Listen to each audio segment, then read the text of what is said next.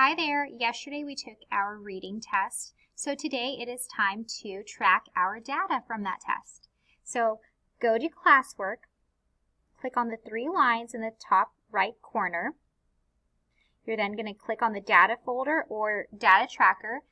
Your teacher will tell you what it is called. For my class, it is called My Data Folder.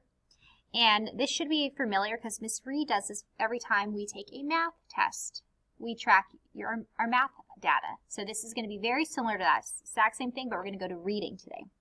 So once you get here, you're going to then go to reading,